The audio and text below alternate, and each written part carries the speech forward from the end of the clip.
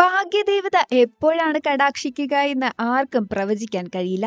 എന്നിരുന്നാലും നിങ്ങളുടെ പോക്കറ്റുകളും പൈസകളും ഇടയ്ക്കൊന്ന് പരിശോധിക്കുന്നത് വലിയ മാറ്റങ്ങൾ കൊണ്ടുവന്നേക്കാം. കാരണം നിങ്ങളുടെ കൈവശം അതുല്യമായ ഒരു 50 രൂപ നോട്ടുണ്ടെങ്കിൽ അത് നിങ്ങളുടെ ജീവിതത്തെ തന്നെ മാറ്റിമറിച്ചേക്കാം.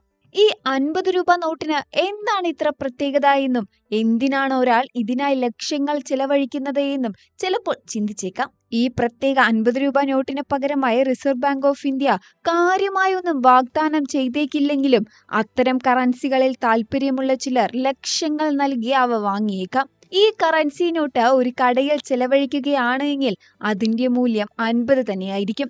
എന്നാൽ eBay, OLX പോലുള്ള വെബ്സൈറ്റുകൾ, ആപ്പുകൾ പോലുള്ള ചില വഴികളിലൂടെ ഉയർന്ന വിലയ്ക്ക് നോട്ട് വിൽക്കാൻ സാധിക്കും. ഈ പ്രത്യേക 50 രൂപ നോട്ടിൽ മുൻവശത്ത് മഹാത്മാഗാന്ധിയുടെ സാധാരണ ചിത്രത്തിന് പുറമെ 786 എന്ന നമ്പർ ആലേഖനം ചെയ്തിരിക്കണം.